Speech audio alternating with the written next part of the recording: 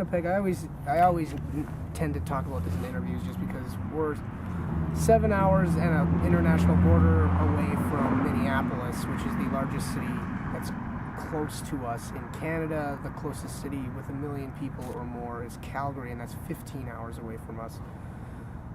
So we're kind of, all things considered, in the middle of nowhere. A lot of touring packages would skip over us, like when we were growing up. Some of my favorite bands did come through Winnipeg, but it would always be 18 plus, and a lot of others just never came through. So especially when we were starting our band, like, we didn't get to network the way bands, let's say, from Toronto get to, because they'd get the chance to open for anyone, because everyone comes to Toronto. Winnipeg, not so much. We would never get to open for anyone, so we really had to kind of pave our own way, which it makes things tricky. Bands like Figure 4 and Comeback Kid kind of lucked out in that they had a bit of a stepping stone, and that they used the Christian scene to kind of boost themselves into larger touring circuits, and then later kind of distance themselves from them. But in and out. That tends to happen as people grow old. But yeah, they had an easier way to get in. We did not. We're both not cool. Far away from everyone. You've been around for a while, though. Like you said, built 14 years. Yeah, quite a fan base over that time. So the drummer for Full of Hell is 19, apparently. Yeah, he was 5. He was 5. Jesus Christ. That doesn't make you feel old. Yeah. Do you want to talk about your new record? Like, is that something that you've kind of talked enough about with other... It's good. People should listen to it. Goddamn right it is.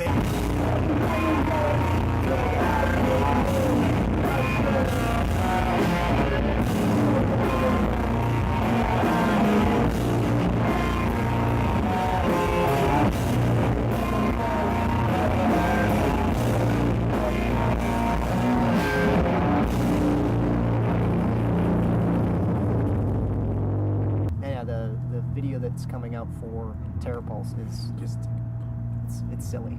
Can't wait for people to see it. Nice. What were we talking about?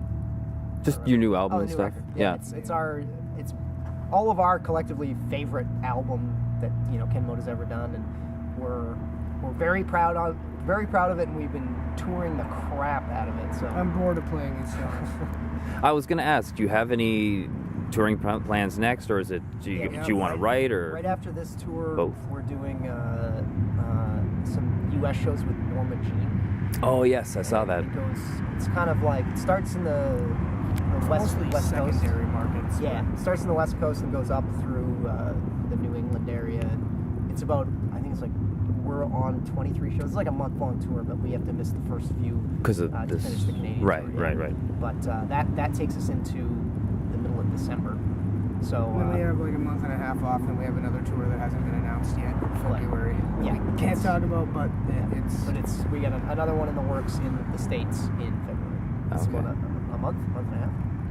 Yeah, a month and a half, something like that. Anyway, so we've got the dance card is filling up quick, so we're gonna enjoy the holidays, get fat on eggnog, and then head back to music in January. Head back to America.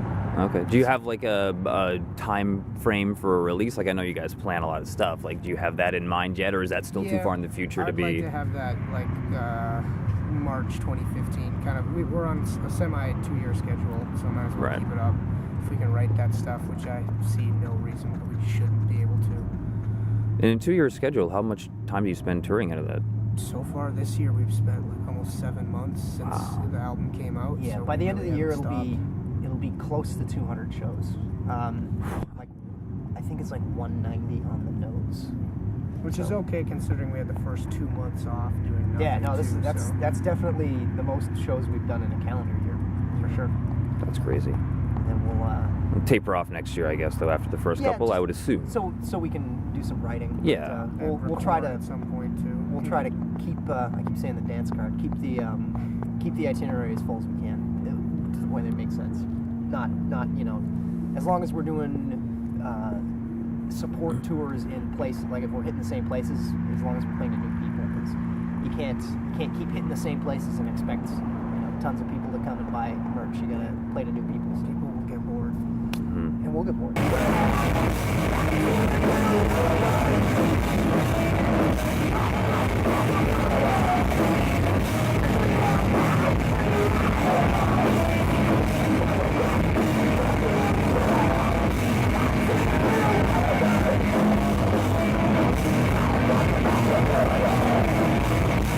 Do you sound like your collective influences, would you say?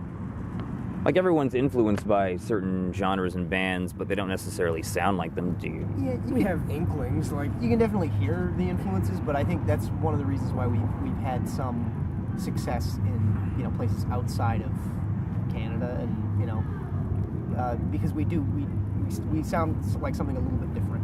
So I think you can hear our influences, but you can't say like, oh, that song sounds like this band. And that's Yeah, there's an amalgamation. I might hear like a bit, or I'm like, oh, that's kind of botchy or something like that, and then it moves on, and I'm like, Botch okay, is that's one of not. those bands- It's funny. We've often got the Botch thing. I've never really directly been influenced by Botch. There you go. We do have Dave Varellin on one of the songs on the new but album, though. specifically, Really? I think, Yeah, Right. nobody picks up on that either. Like, it's the Promises of God, the end, it's Dave Varellin is singing, like, by himself. I think the Botch thing is mostly because the reason they were so different for hardcore is because they started to bring in influences that are the exact influences that we drew from, like stuff like Melvins, Jesus Lizard, junk like that.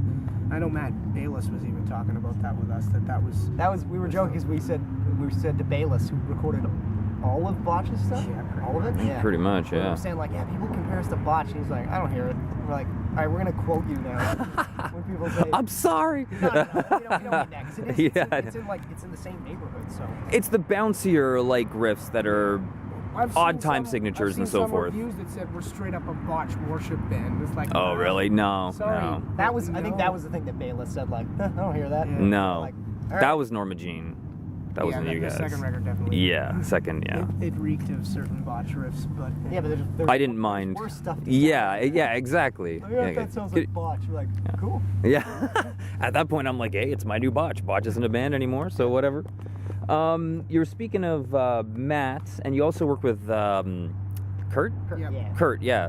Do you have, well, do you want to talk about both? Like, those guys are gods. I mean, They were both well, really cool in my eyes. experiences. And I've said that we had very different kind of scenarios for both of them. Like when we recorded with Kurt, we went to his studio, and we had a very short time frame on when we recorded. We did the whole thing, tracked and mixed in 9 days.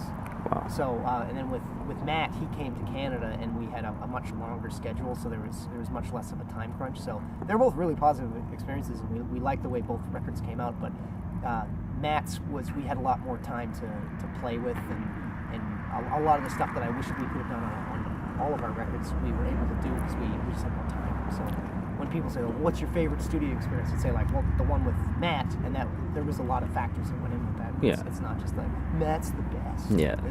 It was the best setup and the best, you know, everything came together really, really nicely. So Are you looking to take that route again?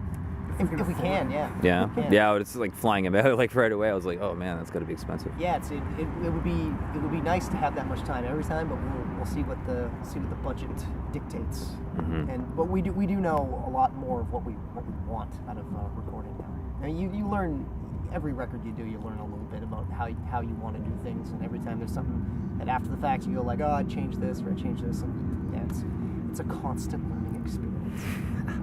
But yeah, we were really happy with how everything turned out with Matt and with Kurt too. Yeah, they sound amazing, for Thank sure. you. No problem. What are your favorite songs to play live?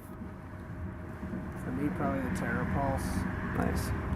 Guess I'll be hearing that one tonight. I like Sweet. Oh, it could be in there. What about yourself? I really like playing Capricorn from Reprisal, and we don't bring that out all the time, obviously, because we don't have a particularly long set, and that's like a 10-minute long song. But we're not playing that tonight. No. But it is one of my favorite ones to play. The new record, I like Counterculture, the opening track, and I really like Terror Pulse too. It's a fun song to play. It's got a kind of a relaxed pace, and it's just got a good vibe. It's got that pulse. Yeah, it's Pulse. Yeah. And the name of that song had nothing to do with the lyrics, because we were calling it that, just having that one riff. I'm like, that sounds like a terrifying pulse. Terror Pulse. With the drum beat. Yeah.